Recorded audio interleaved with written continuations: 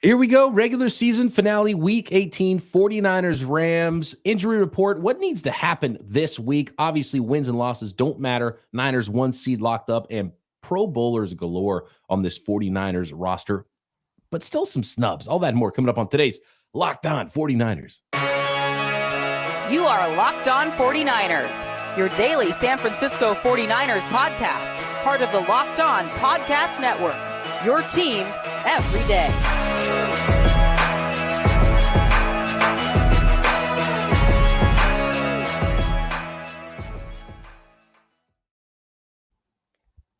Welcome to Locked On 49ers. Brian Peacock and Eric Crocker at BD Peacock at Eric_Crocker. Thanks everybody for making us your first listen here on the Locked On Podcast Network, your team every day. Love all the everydayers out there. Make sure you are subscribed on YouTube and everywhere you get your podcast. Today's episode of Locked On 49ers is brought to you by LinkedIn Jobs. LinkedIn Jobs helps you find the qualified candidates you want to talk to faster. Post your job for free at linkedin.com/LockedOnNFL. That's linkedin.com/LockedOnNFL to post your job for free. Terms and conditions apply. Woo, Crocky. Okay, let's start with the Pro Bowlers out there, and then we'll get into this 49ers-Rams game where wins and losses don't matter for the 49ers at all, and very little for the Rams. We got Carson Wentz versus Sam Darnold, which is not what most people signed up for when they bought this ticket for Week 18 way back pre-Week 1. But I think there's still some interesting things to talk about, some angles to talk about in this game, and the injury report as well, which is pretty big for the 49ers going into the playoffs, right? You want to be healthy, you want to be full go, as strong as you can be going into the playoffs. And the Niners have some time to get most of those guys ready, but they still have to field a team Sunday. And look, we all hope none of these guys are going to play because they're all going to be in the Super Bowl, right? But the 49ers have a gangload of Pro Bowlers, Croc. 9 Pro Bowlers, like 12 alternates. That's the entire roster. And the Dolphins have a bunch too. And I said this earlier on in the week. It was like, when you look at the Pro Bowl voting, by the way, shout out 49ers fans. We see them every day. We see the everydayers. We see the numbers that we get right here on Locked On 49ers. The 49ers fans are strong. They're out there, and they were voting like crazy for 49ers for the Pro Bowl. Brock Purdy, the number 1 vote getter for Pro Bowlers out there. Unbelievable stuff. So it didn't stop at just Brock though. Brock was number 1 overall. Yeah. But literally every position where the 49ers had a guy, they were number 1 there. Even Jake Brendel, number 1 center voted in the NFC. Aaron Banks, number 1 guard voted in the NFC. I mean, the 49er fan base really killed it when it came to fan voting. So the fact that there was a snub, kind of, I guess you could say a snub with Brandon Aiyuk, it was not because of the fans' lack of voting for him. That's for sure. And the fan voting actually isn't that big of a factor, because you look at the fan voting is like, well, this is going to be the entire 49ers roster. And the Pro Bowl would be basically Niners versus mostly Dolphins and a couple of other teams in the Pro Bowl. And hopefully, who knows, maybe it's both those teams. McDaniel versus Shanahan in the Super Bowl. That'd be a heck of a lot of fun. And then there'd be just an unbelievable amount of Pro Bowl alternates needed to fill those rosters. But you know what's funny about Jake Brendel? Did you see this from 49ers offensive line coach Chris Foerster today?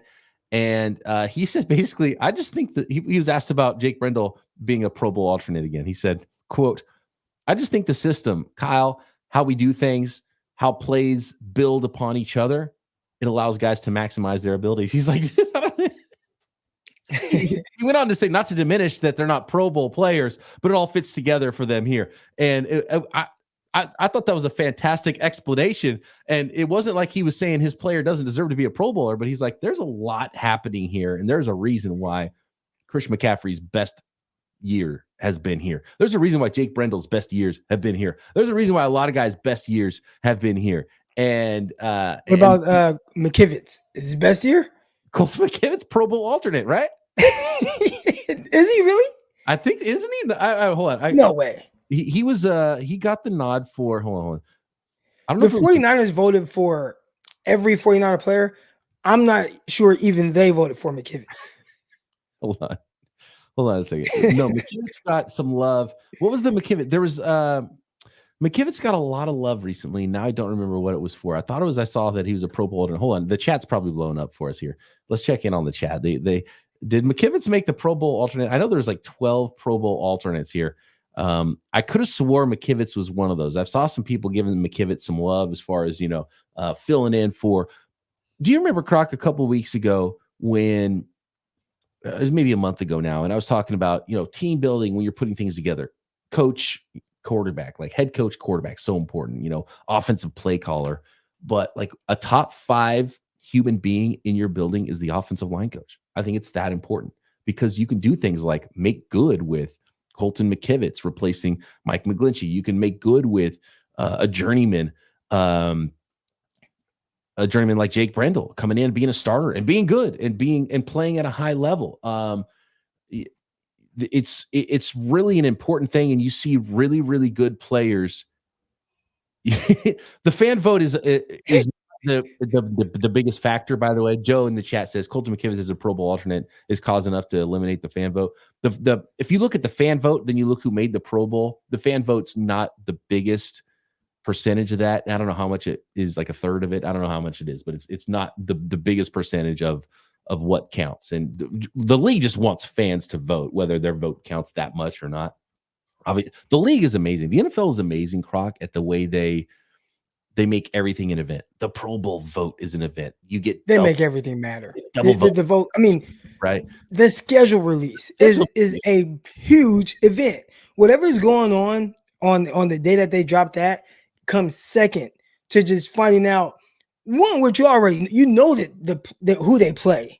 So now it's just when they play that team, and it's a legit event. I mean, think about it. Everybody is waiting for that to drop, and some of this stuff starts getting leaked, and people are thirsty for the leaks. Okay, so when do they play this? Who are they opening up against? It's a big event. Does that matter in any other sport more than football? They've done an amazing job of making everything matter. The combine, it's the underwear Olympics, but it is huge. It's huge. I remember when I was working and had a regular day job, I'd be on my phone all day watching the combine just to see how fast somebody runs 40s, which I can find out later, but I wanted to see it live. They do a great job of making everything matter. Free agency, then the combine, then the combine first, then free agency, right? And then the draft, and then it's unbelievable how they do that. And then the start of training camp, and then that even it's nonstop. The schedule OTAs. People try to make it seem like OTAs doesn't matter, but we are ready to hear any information that's coming out about OTAs. How's this guy looking? It might not be that big for the 49ers this year because there's no Trey Lance, there's no Sam Darnold quarterback battle. It's like, nope, Brock Purdy's our guy. So we'll see how much it matters for the Niners coming up this year. But they'll figure out a way to make everything seem a little bit more important. Fantastic stuff. So 49ers Pro Bowlers here.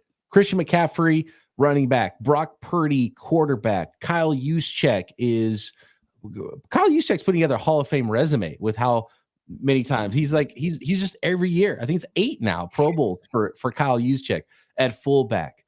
You've got no Brandon Aiyuk, which is the big. We're gonna pause on that one. Here's the NFC wide receivers: CeeDee Lamb, AJ Brown, Mike Evans, Puka Nacua.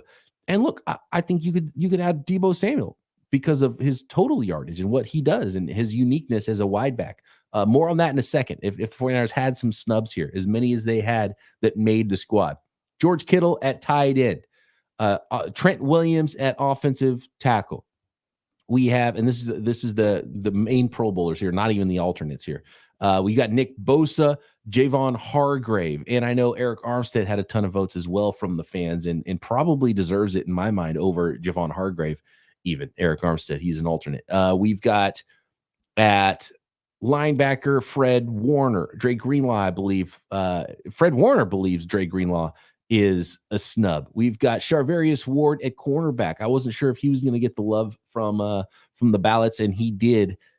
Pro Bowler Charvarius Ward, cornerback for the 49ers. And then you've got some other special teamers, I believe, on the alternates list as well. So those are the 9 49ers that made the Pro Bowl. And I think we do need next, Croc, to talk about some of the snubs on the 49ers Pro Bowl roster. And we do need to talk about this 49ers Rams game as well, because I haven't really heard your thoughts since it's been confirmed that it's Sam Darnold against Carson Wentz at quarterback. in this one Sunday. We'll get into that next.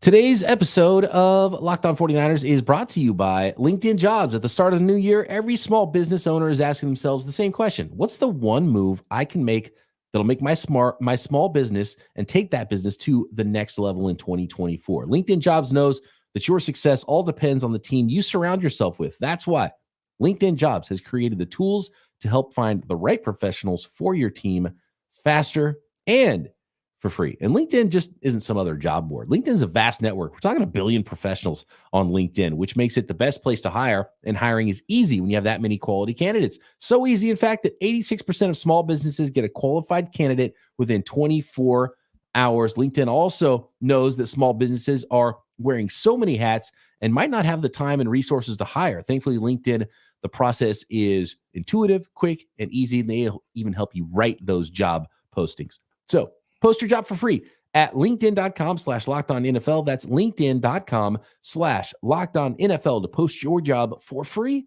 Terms and conditions apply.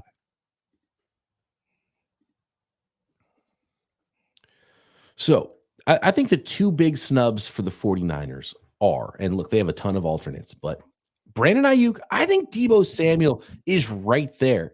He doesn't have as many receiving yards. Aiyuk's got 1,300 receiving yards. So it's a lot easier. It's a lot cleaner to say wide receivers, receiving yards. Deebo Samuel's a different dude. If you're talking about the best offensive players in the NFL, Deebo Samuel is so unique. You don't just look at receiving yards with Deebo Samuel. You look at rushing yards. You look at what he does, the way he scores touchdowns, what he can do for your football team. Maybe statistically he doesn't deserve to be there. Maybe Aiyuk deserves to be there more.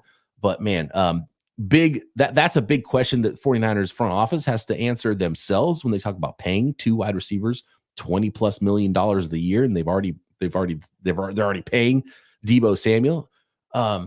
But I think Deebo belongs in that conversation as well. And Dre Greenlaw, Fred Warner was upset. Fred Warner's like, this guy's got to get in because of what he can do as a player. And I think in a lot of ways, Fred Warner being on the team hurts Dre Greenlaw's ability to make the Pro Bowl because Dre Greenlaw plays at a Pro Bowl level for the 49ers at linebacker. Did both the Baltimore Ravens linebackers make the Pro Bowl? I got to go back and see. Patrick Queen and Roquan Smith. I know for sure Roquan made it. Let me go back to the linebackers here. We've got, Roquan Smith and Patrick Queen both made it. Then, yeah. And I hear a snub, too, for them is Quincy Williams. Quinnen Williams' brother plays with the Jets, and he had a terrific year and kind of got overshadowed because he kind of came out of nowhere. But as far as snubs go with the 49ers, I don't know about Deebo Samuel, but definitely Brandon Aiyuk is someone who should have heavily been considered, which he probably was. It probably came down to, the last couple spots. Do we get Brandon Aiyuk in or not? But there's another receiver who got snubbed, and he might even be more deserving of being in the Pro Bowl than even Brandon Aiyuk. And that is Amon-Ra St. Brown. I mean, St. Brown is top 5 in literally yards, catches, touchdowns. And I mean, top 5 in the NFL. We're not just talking about NFC. And he snubbed, did not get in. So Brandon Aiyuk, someone definitely has a case. I think if we're talking about next man up, it might not even be Aiyuk. It's probably Amon-Ra St. Brown. Sergio in the chat says Deebo's numbers don't pop consistently enough for him to be a Pro Bowl starter. Not his fault. He's on a loaded team. And you could say that about a lot of the 49ers players, even though they have so many guys that made it. And, some of it's statistics, some of it's just like a vibe. Because in the past, especially, and when it comes to fan voting in any of those sort of environments, All-Star game, Pro Bowl, when fans start getting involved in voting, there's a lot of heart involved, and it might be, it might not be as accurate as what should be happening and what really is happening and how impactful a player is. And a lot of times statistics can lie too. And, offensive linemen, what do you go by? You go by, who's the guy's name that I know that's probably pretty good. It's not like there's anything you can hang your hat on as far as statistics go. A lot of fans aren't watching a lot of tape of other teams around the league as well. So a lot of fans are probably just like boop, boop, boop, boop, putting the 5 names of their favorite team's offensive linemen in there. But with Deebo Samuel, it's interesting because he's such a unique player. And this is probably a bigger conversation we could have in the offseason. It could be a lot of fun, but would you take, if you're building a team right now, would you rather have Aiyuk or would you rather have Debo? Because I think most people look at the numbers and say, oh, why Aiyuk's a better wide receiver. And a lot of people talk about that. Oh, Aiyuk's really the wide receiver one. I think it's harder to find Debo's skill set than it is to find Aiyuk's skill set, as good as Aiyuk is. And it's not saying Aiyuk's not as good. I just think that if you're looking for a player on your roster, Debo's skills and his ability is more rare. This is tough. I feel like Debo is the better football player, but Aiyuk's usage, like inconsistency, just from a quarterback to a receiver, might be a little bit more ideal, right? Like just a guy who creates more separation, get the ball into him in space, using him down the field. Whereas Debo, a little bit more specific, easy to get the ball in his hands, screens, slants, but can you trust him to win matchups, right? And I don't know if I could trust him to win matchups. I just trust how we're using him to match up against opposing teams. So I say I might lean more towards Aiyuk, but that is extremely difficult. I think you're good either way. I can't use the term wide receiver anymore, by the way, either, because that one dude said the thing about quarterbacky and Lamar. Oh, it was a girl. Oh, was it a girl? Yeah. Okay. Yeah. Whoever said that, obviously completely different context. And because I always talk about how Brandon Aiyuk's the only really wide receiver on the 49ers, because all the other guys are like borderline running backs, borderline tight ends. And I would love to see what it looks like to have more of those types of players on the 49ers offense and see how the passing game would look. And so that's fascinating to me as well. If Brandon Aiyuk does move on and they brought in another wide receiver, right? Like what would that look like? Because he's one of the few players on the roster that has the skill set of like, this is a wide receiver that can win on multiple levels and do all of the things that normally wide receivers do. But Kyle Shanahan's not necessarily looking for that type of player in a lot of ways. But he did like that about Brandon Aiyuk. He's probably disappointed about the yak ability for Brandon Aiyuk. He probably thought he was drafting someone closer to Debo than what he actually got in Brandon Aiyuk, which is kind of fascinating too, I think. I think he thought he was drafting someone closer to Odell Beckham. And, you didn't strike gold like New York did, getting Odell at pick 13, 14, or whenever that was. You think that's what he saw in – I think he saw more yak ability from Aiyuk. Well, think about Odell. Odell's yak was prime Odell. All right, we look at Odell now. Kind of an old man, definitely not what he was for 3-4 year span with New York. But I mean, you couldn't really guard him and what he was in space, and then he just catch the ball, spin off a guy, outrun an entire defense. I do think that it felt like Aiyuk had some of those kind of intangibles, but it just never was quite to that extent. Which everybody's not going to be prime Odell. You know what I'm saying? So this is not a knock. I think we got a 1,300-yard receiver in Brandon Aiyuk. You're more than happy with that. But just in the sense of leaving some yak ability on the table, when you watched in his rookie year where you threw a screen to him and he makes a guy miss, bounces off another guy, jumps over a guy, and catapults himself into the end zone, you're thinking, we're going to get this all the time. And I think that was probably his best display of run after catch. Everything since then has been a little bit more like, a little possession receivery, a little bit. Not as much like just dynamic football player. Like when Debo gets the ball in his hands, it's like that guy is dynamic with the ball in his hands. It's very clear. Impressed with his development as a route runner. Like he's as open as any receiver in the NFL, just about. Right. So I think he might be surprising in the ways that he's developed. I think he's a little bit different than a player than I thought he was coming out, and I think he's probably a little bit different player than Kyle Shanahan thought he was getting. And I think in a lot of ways very positive, because they need the style of player that Brandon Aiyuk is on this roster. I think to give you a varied look. They don't need another Debo. They need another Aiyuk next to Debo. And that's what they. Do you think he's a possession receiver? Because that kind of gets that negative. Yeah, that's the game thing. Yeah, that's crazy you said that. We're right here. We're in tune. I was just going to say that. Possession receiver, game manager, I think they're probably in the same how people view them. But he is tremendous at that. But I do think that at least I was. Because you watch him at Arizona State. I mean, I can remember clearly before he was drafted, but I'm watching all these guys. I'm watching all these receivers. And he catches this ball Then he like jumps over a defender, and I'm like, man, Brandon Aiyuk got some nastiness to him, and there was a little bit of up and down, not so much from him, but his quarterback Jaden Daniels. He had young Jaden Daniels, not Heisman Trophy Award winner who neighbors had, like not that Jaden Daniels. All right, young Jaden Daniels at Arizona State. Same guy. But once Aiyuk left, he didn't have anybody good to throw to anymore until he went to LSU. That was his problem.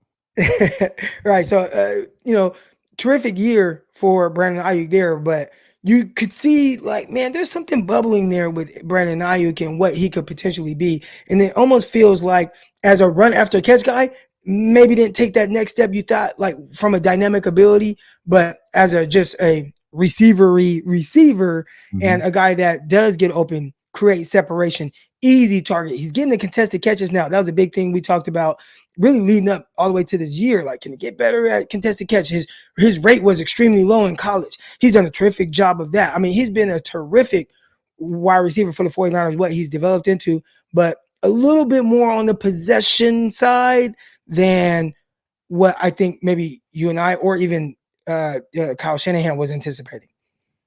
I like this one in the chat from Scott. He says, weird that Brock is who he is because of his weapons, but doesn't have a Pro Bowl wide receiver. How about that?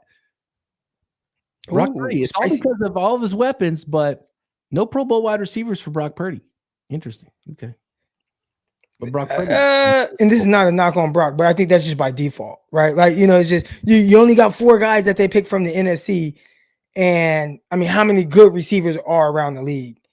And Brandon Aiyuk, we know, is next up on that list. Like, he's next up. And him and Amon-Ra St. Brown, if you just had 2 more spots, he'd be in there. And I mean, you're talking about a top 6 receiver in the NFL or in the NFC this year, as opposed to how many receivers are out there on every team. So, it's not a knock, but I do get what you're saying. Yeah. Well, he did have a Pro Bowl running back and a Pro Bowl tight end that caught a lot of passes from him as well. So we all know that Brock Purdy does have some help, but I'm a big fan of Brock Purdy. Someone called us Brocktologists, Croc, on Locked On 49ers, which is an interesting. I didn't know if that was like I get all these people, they say different things at me. I keep getting called a trisexual and all type of stuff. So I don't know if a proctologist, I'm like, is it good or bad? I'm not sure. It could go south pretty quickly being a proctologist, but I think they meant it as a good thing. I think they did. Okay.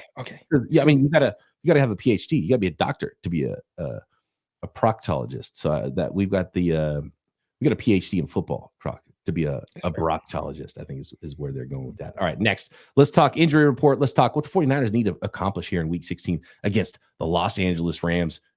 Sam Darnold versus Carson Wentz. I'm actually pumped up for it. We'll get into it next. Today's episode is sponsored by BetterHelp Online Therapy. Around New Year's, we get obsessed with how to change ourselves instead of expanding on what's already going good, what we're already doing right. Think the opposite of new year, new you. How about just expanding on what's going good already, what you already are good at, and make yourself better. You don't need a new you. Maybe you finally, are organizing part of your space. I know for me, that's a big thing here. You want to be organized because it might look okay. It's just a wall behind me. It might look like I got my setup, my microphone looks professional over here. Sometimes when I'm looking this way, things are a mess over here. So cleaning all that up might just help you feel better. Whatever it is, sometimes you just need that check-in once a week to make sure you are doing the right things. Maybe you just want to be eating right. Maybe it's supplements, whatever it is, strengthening your mind, strengthening your body. Just checking in once a week with your therapist can be huge in your life. So if you're thinking of starting therapy, give BetterHelp a try. It's entirely online, designed to be convenient, flexible, and suited to your schedule. Celebrate the progress you've already made. Visit BetterHelp.com/lockedon today and get 10% off your first month. That's BetterHelp, HELP.com/lockedon. Hey, Peacock. Real quick, before we get into the next topic. Okay. Question. Brandon Aiyuk, best receiver since Terrell Owens? Let's see. We go. First, someone had, there was a topic I saw. It might have been my guy Grant Cohn and someone else, but there was a topic about, is Brandon Aiyuk better than Terrell Owens or something like that? I don't want to misspeak on who put it out there.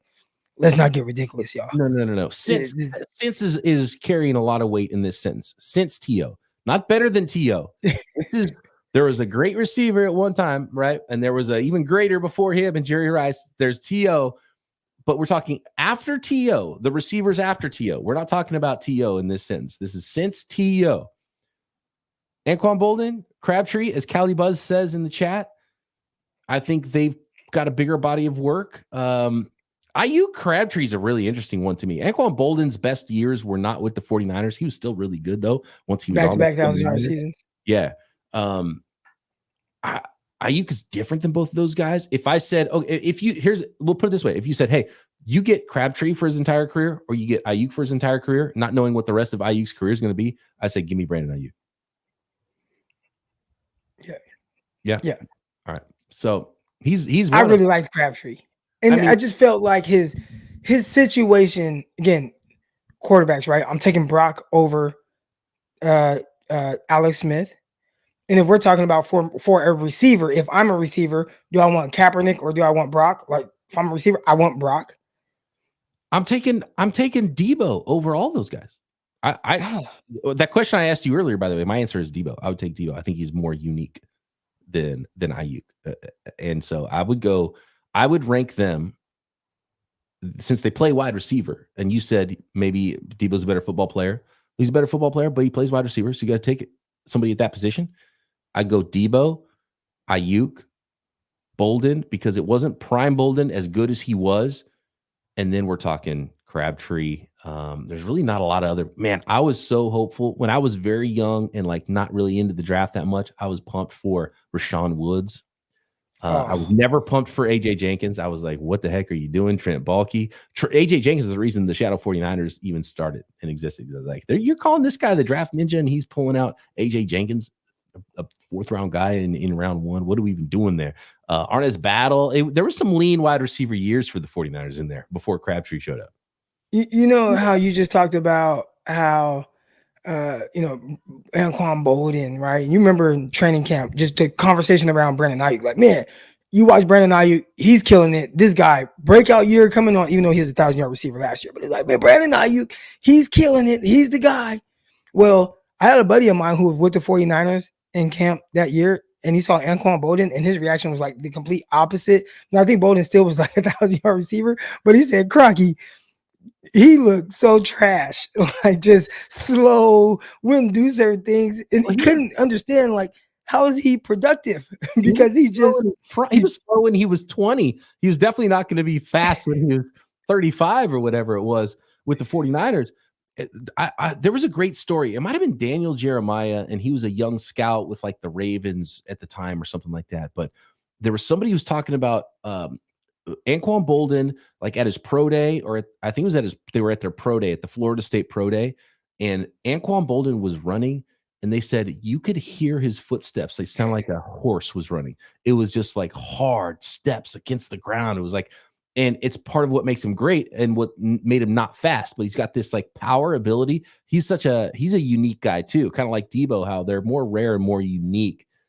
And there's not going to be another one, right? And there probably won't be another guy quite like Debo Samuel. There's never going to be a guy quite like Anquan Boldin. He was a different kind of a cat at wide receivers. Really weird. And you don't draw him up like that. That's what made him so special. Right. Debo is like Anquan. This tough because Anquan was so productive. We're talking about a guy broke the rookie record for receptions in a year. Did so much good things, but then you watch Debo and what he can be on any given play, and it's like, man, I mean, it's the power. That. They have some similarity. It's the power element. Yeah, it's the power element where there's some explosion where other guys don't have explosion in power at wide receiver. But they're not necessarily the guy you're looking to throw 9 routes to all day. They're not Randy Moss at all. They're very different. They're not Aiyuk. Injury report, Croc. This is serious business here. Going into week 18 against the Los Angeles Rams. Brock Purdy will not play. Christian McCaffrey will not play. It looks like Brock's kind of getting some reps and splitting some reps in practice just so he gets some practice and he's not completely, rusty for 2 straight weeks. Not practicing Thursday. Eric Armstead, Nick Bosa, Jair Brown, Ross Dwelly, John Feliciano. By the way, John Feliciano is talking about Chris Forster and the 49ers offensive line, coaching in the 49ers offense. And John Feliciano is another example of that, kind of a guy off the street, didn't really expect much. He's kind of a backup guy, and he's played really good when he's been in there for the 49ers. Tashawn Gibson, another one. The 49ers have some magic at safety. They have some magic on the offensive line, especially in the interior in some cases. Christian McCaffrey, not practicing. He's on ice until the playoffs. Elijah Mitchell, not hurt, but has an illness. Ambry Thomas had that hand injury and had that surgery. And then Trent Williams getting that veteran rest day. I'll be shocked if Trent Williams walks out there and it's kind of like, all right, good luck, Sam Darnold. You're not going to have any of your ones. If Debo and Aiyuk play, it's only going to be a little bit. It's going to be the starters that are backing up the backups, I think, a lot on Sunday against the Rams. Croc. So do you play? You have to NFL roster. You only have so many guys, so you really can't sit everybody. And I have heard some people talk about, well, all right, let's see what Sam Darnold has. We'll see if he lays an egg. And I'm like, well, who is Sam Darnold going to be playing with?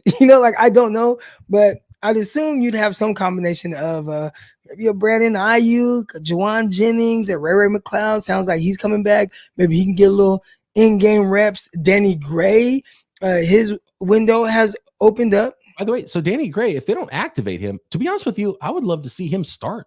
I want to see as much Danny Gray as possible in this game. To be honest with you, let Darnold, he's got the arm, right? Let's see him let it loose and see, let Danny Gray get some reps. But if you activate Danny Gray, you have to make a roster move. You can bring up a couple guys from the practice squad, but like you said, yeah, these aren't 90-man preseason rosters. It's going to be tough. Like some guys are going to have to play. Some guys are going to have to at least be suited up and ready to play, even if some other players starting in front of them. So Ronnie Bell, Ray McLeod, Danny Gray. You go into the game like that, you're good with that? Let's start Danny Gray and Ray McLeod. Actually, let's let Debo and Aiyuk play a quarter, right? Let them get some work with Sam Darnold a little bit, and then you give way, and it's Danny Gray and it is Ronnie Bell, right? Starting basically and playing most of the snaps in that game. I would love to see that, and I would tune in for every single snap of that football game. I'm interested to see what Sam Darnold looks like, because maybe he lights it up in Kyle Shanahan's offense and be like, okay, we're cooking with something here with Sam Darnold. He might throw 3 picks, right? I have no idea. It could be because he's never proven. I've never seen Sam Darnold not be a guy who's about to throw an interception. That's what he's been every time he's ever played in his career. And if he's not that for the 49ers, it'll be completely new for him. Did you see his last game with the Carolina? He had a nice 6-game stretch to end the year, or at least the Panthers did. His last game was awful. He was turning the ball over, like fumbling the ball, interception. It was not good. So I'm really interested to see if Kyle Shanahan is working serious magic with Sam Darnold. 2024, new year, new Sam. Same red hair for him and Carson Wentz. I'm actually more, if we're talking about any storyline in this game, can we talk about Carson Wentz? A guy who just was such an elite talent, drafted really high, and looked like he lived up to the billing. I mean, he earned a big second contract and then just started getting shipped off, and now everybody hates him, and they treat him like the redhead stepchild. He does have red hair, but I'm curious to see, okay, what does it look like with the Rams? Battle of the Redbeards. I like that one in the chat. Sam Womack is another one. Yeah, get Sam Womack as many snaps as possible. I don't know what the 49ers are going to do at safety, because all their safeties are banged up right now. Logan Ryan, the guy they brought in 2 weeks ago, is probably going to play all the snaps at safety for the 49ers. Your guy, Deshaun Goldson, was doing reps at practice. Not like he's going to play, but I don't know why he was doing reps. So there's video of it on Twitter of him of doing some one-on-one stuff, I think. That got me excited, man. Greatest safety all time in 49ers history. Dang. Ronnie Lott, who? How about this? Greatest safety since Ronnie Lott, Deshaun Goldson. Yeah. Merton Hanks and Tim McDonald, they might have something to say with it, but we're going to roll with it. They were contemporaries, though. So True. They don't count. Okay. Some other good safeties, man. 49ers, like, Tony Parrish has some good years with the 49ers. Lance Schulters, he was really good at safety for the Niners. It's a safety factory, man. Lance, I love me some Lance Schulters. We talked about John Keith, Shakespeare. He makes plays. Gross though. No gloves, no wristband. Like just nastiness. Dante Whitner. knocking fools out with Deshaun Goldson, Jimmy Ward. 49ers have had no shortage of great safeties. We got to go. Appreciate everybody in the chat. Love you guys. Shout out to the everydayers out there. Thanks for making us your first listen on the Locked On Podcast Network, your team every day. Check out our 24/7 feed, Locked On Sports Today. Croc and I will be back post-game to break it all down. 49ers, Rams, Sam Darnold versus Carson Wentz. Over under interceptions, 4.5 in that game for me. We'll see. Not high hopes, but I'm excited to watch it anyways, because I just want to see what both those guys look like with better teams and better coaching staffs, because I think both those quarterbacks do deserve it. All right, we'll catch you then right here, Locked On 49ers.